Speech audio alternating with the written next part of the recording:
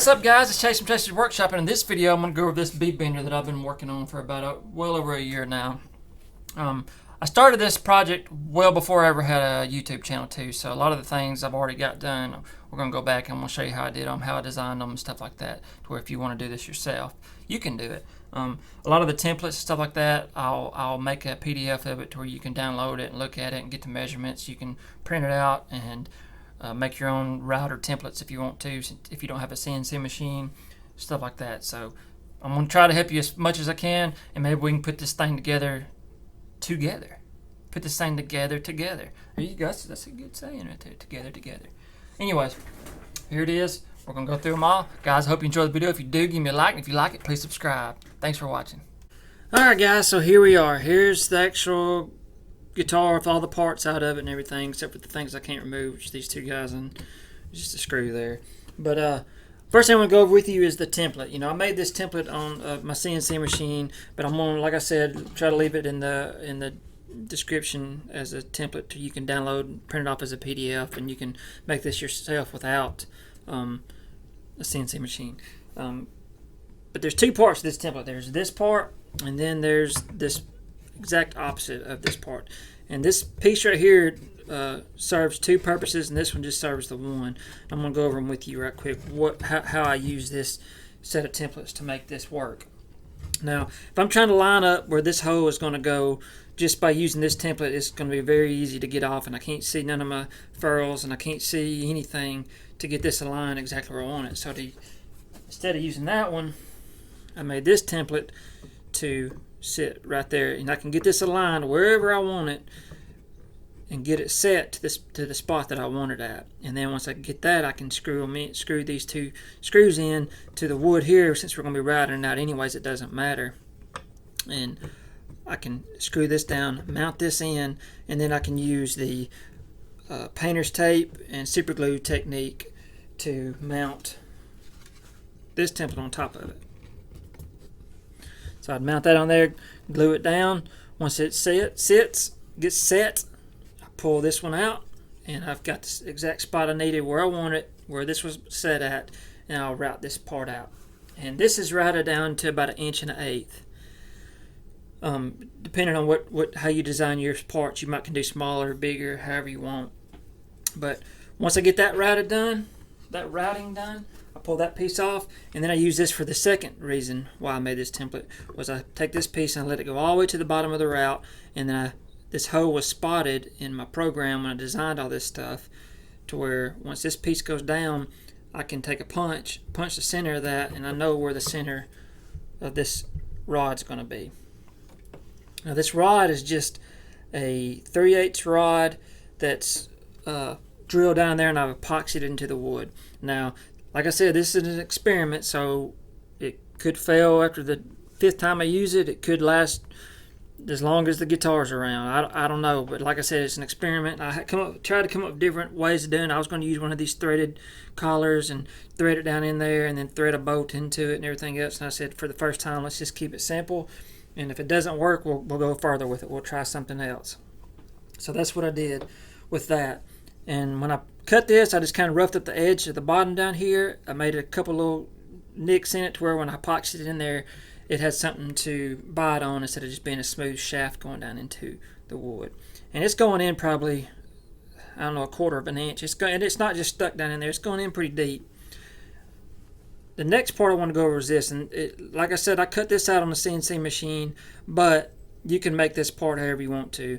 I spent a lot of time trying to figure out how to make these parts. If you're a welder, you make this part in no time. All you need is a bearing, a threaded shaft collar right here that you can weld on where a threaded rod can go in, and then a piece of metal with some holes in it to mount all these parts. This one, cut it out, made it offset right here a little bit to where I'd have room for the other mechanism that's coming off of this.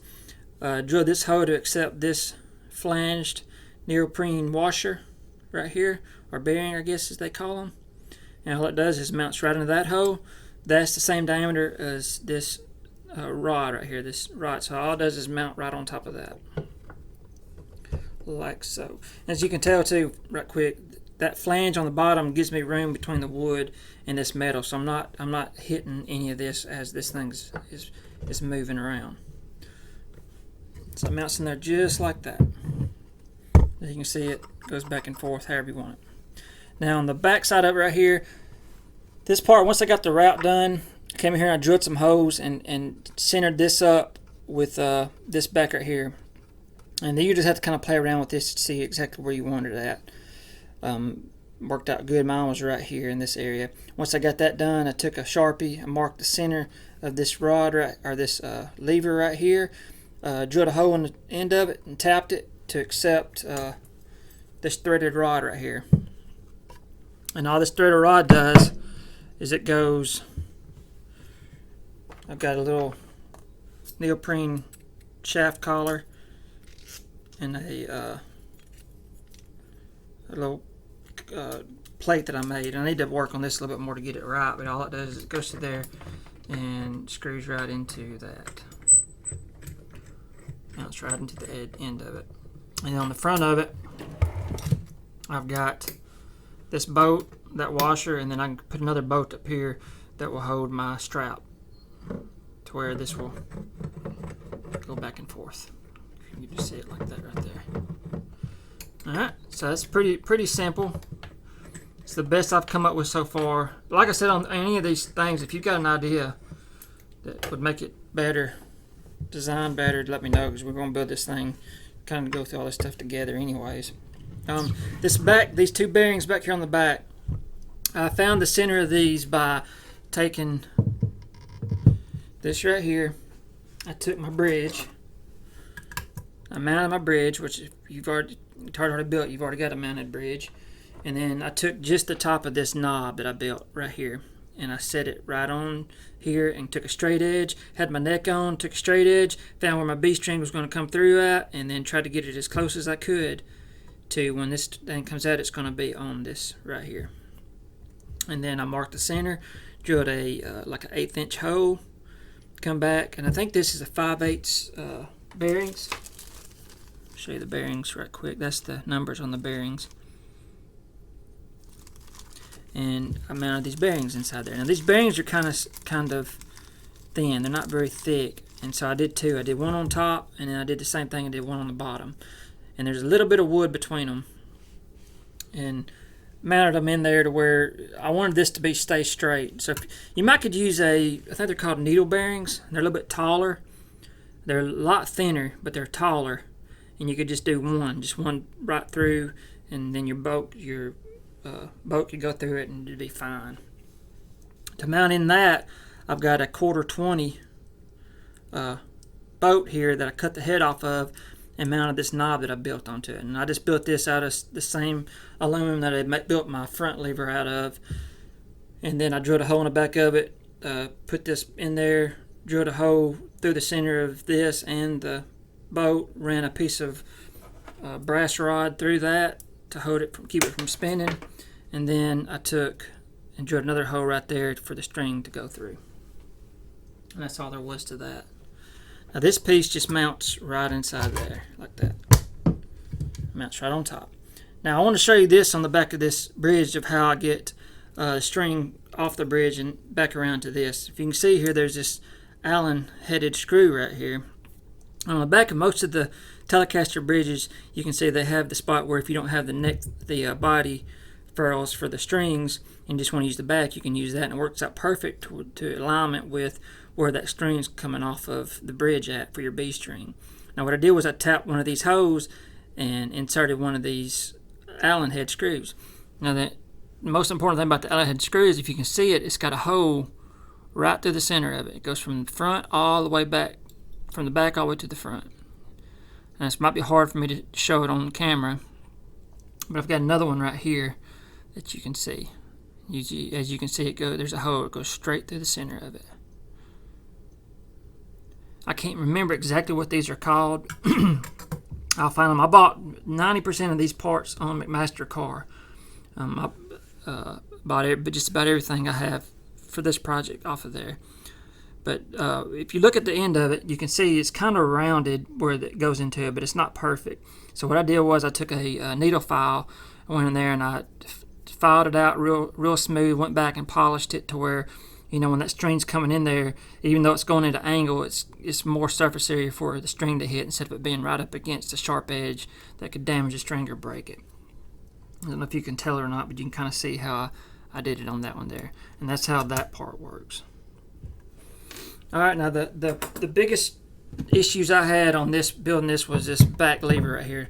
And it's the simplest to build. But like I said, if you can weld or something, this would be nothing for you to make. Me not being able to weld and having to use bolts and stuff to hold everything together is kind of sucks, I guess. But the way this part goes on, when I built this, I drilled a hole here and I tapped it to accept this 1/4 20 bolt, and then it sits on there like so, and then you just thread it on like that. See how it's going on there? Now once it bottoms out, it'll stop, and it stopped. So I've got it there, and then right on top of that goes another bolt, and I figure once I have this thing set, have it together and everything for the last time, putting it together for the last time, I'll put a little lock tight on there, and then you can take a crescent wrench and tighten it down even tighter. But see, you've got that. The biggest downfall of this part of it is that when the string is on here, it is trying to loosen that bolt. And so that's what I'm saying on that, while putting a lock washer and putting some Loctite on there to keep it from ever trying to undo. I don't think you would ever have an issue with that at all, especially on the B string. If you did, you could use a left-handed threaded bolt here instead of a right-handed thread, and thread it on backwards. But that's basically it on that part there. My first attempt on this was I tried to weld a piece of aluminum. I drilled a hole and put a piece of aluminum, 1/4 inch aluminum through there, and tried to weld it, and I can't weld. And so it worked until I started putting pressure on it, and then it just snapped. So I should have known. The other part I got here is this connecting rod, and you can do this however you want it. And this is just probably not the best way right now, and I might change it up in the future. But this little guy right here is just I can't remember the name of them, but it's basically a bearing on where it can rotate inside of it.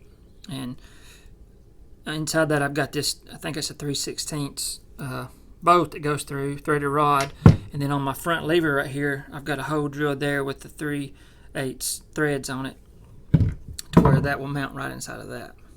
And then this is just threaded on to where I can tighten down onto this piece of shaft right here. I might eventually try something different on that, but as of right now, this is what we got.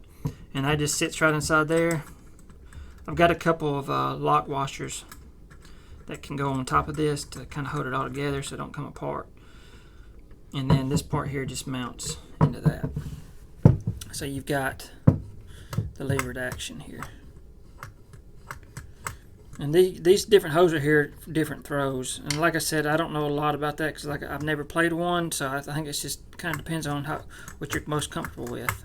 That's a quicker throw than being up here.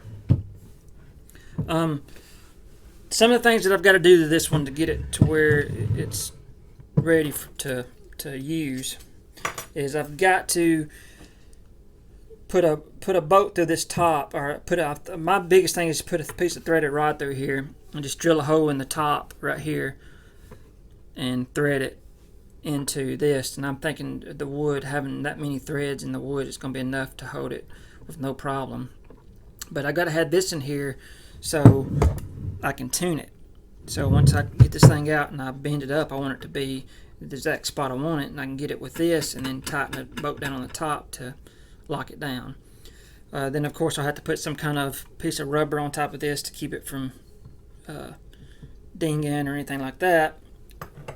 And also on this bottom here, if you can see, I've got a little indentation on the bottom of this lever, and that's for I can put a piece of felt right there that when this thing comes slamming down, it doesn't hit the wood. It actually hits the felt and kind of deadens it to where it's not just banging around inside there. The other thing I need to do is figure out a better way to mount this rod here, because this thing kind of wants to pull out. And I'm thinking when I get some pressure on the strings, when I get a little when I get some pressure on it, that it'll hold in there better. But I'm thinking about putting maybe like some kind of bridge in here that will hold this with a piece of felt that will kind of hold down on this to where it won't slide out. And if I ever want to change it, I can just unscrew that, move it around, and screw it back in. The other thing I hadn't figured out is the spring. You got to have a spring in there. I had one, and it seemed like it was strong enough when I bought it, but when I got it home and put it in here, it wasn't strong at all. Like literally, when I picked the thing up, just the weight of the guitar bent this string, or bent this mechanism. So I've got to find a spring that's strong enough that when I stand up, it doesn't want to give any, but it's weak enough that it's easy to bend. And like I said, I don't know nothing about that. I'm experimenting with different things, and we'll experiment with them together to see if we can get it exactly where we want it. If you have any ideas about that, let me know too. Make sure that's everything on that I've got on this point. Once I get to that point, I mean, this thing's ready to string up and play. One thing I think I'll have to do is I'll have to use a locking tuner on the top of my neck to lock everything once it gets set. But guys, if you have any questions about it, leave them below. If you like the video, give me a like. And if you like it, I'd really appreciate it if you subscribe. Thanks for watching, guys.